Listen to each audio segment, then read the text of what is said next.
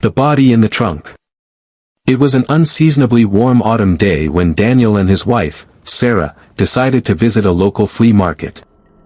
They had been looking for unique antiques to furnish their newly purchased house, a charming but old colonial-style home on the outskirts of town. As they browsed through various stalls filled with old furniture, dusty books, and odd trinkets, one item caught Daniel's eye: an old, weathered trunk.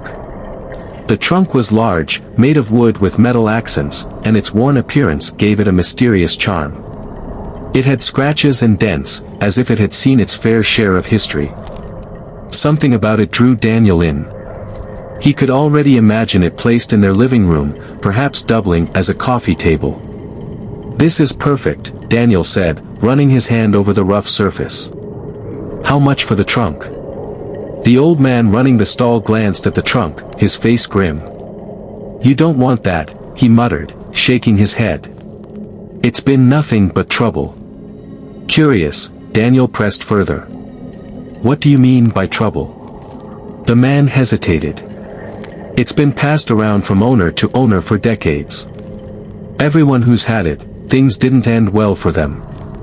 Bad luck follows that trunk." Sarah chuckled softly, clearly not taking the warning seriously. "We're not superstitious," she said. "It's just an old piece of furniture." After some haggling, Daniel purchased the trunk for a bargain. They loaded it into the back of their SUV, and as they drove home, neither of them noticed the strange, acrid smell seeping from the trunk. That night, after placing the trunk in their living room, Daniel began to have strange dreams. In his dreams, he was standing in an empty, dark forest, the wind howling around him. He could hear the faint sound of crying, but no matter how hard he searched, he couldn't find the source. The dream always ended with the sight of the trunk, its lid slightly ajar, and something moving inside. Over the next few days, the dreams grew more intense, and the atmosphere in their home began to change. Sarah noticed it too. The air felt heavy, as if the house was holding its breath. Unexplainable things started happening. Objects would disappear and reappear in strange places, doors would slam shut on their own, and the strange odor from the trunk grew stronger, filling the house with a metallic, rotting stench. One night, after waking from another unsettling dream, Daniel decided he couldn't take it anymore. He needed to know what was inside the trunk. He hadn't dared to open it since they brought it home, but now, driven by a mix of fear and curiosity, he grabbed a flashlight and headed to the living room. Sarah followed, equally uneasy but too scared to let Daniel go alone. They approached the trunk cautiously, the air thick with tension. Daniel knelt in front of it and slowly lifted the heavy lid. As the trunk creaked open, the stench hit them full force, overpowering, putrid, like decaying flesh. Inside the trunk lay a collection of old, tattered clothes, yellowed with age. But beneath the clothes, something caught their eye. Daniel reached in hesitantly and pulled back the fabric, revealing a dark, decaying mass. As he removed more of the fabric, his heart dropped. There, in the bottom of the trunk, was a body.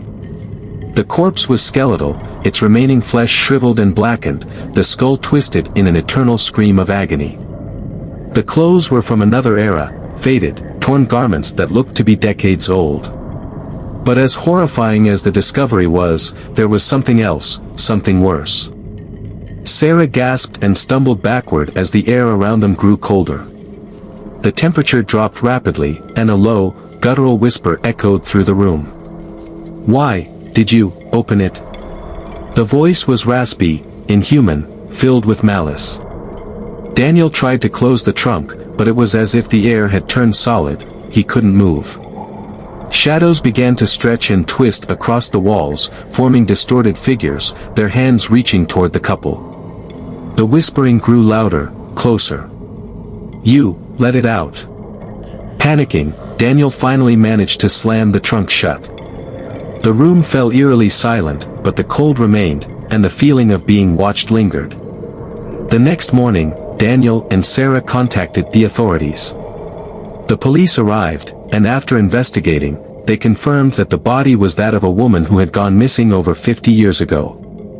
No one knew how the body had ended up in the trunk, but the locals had their theories, whispers of dark rituals, old curses, and unspeakable acts committed long ago.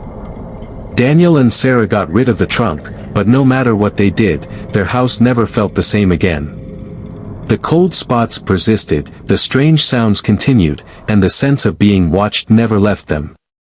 They had let something out that night, and no matter how hard they tried, they couldn't put it back.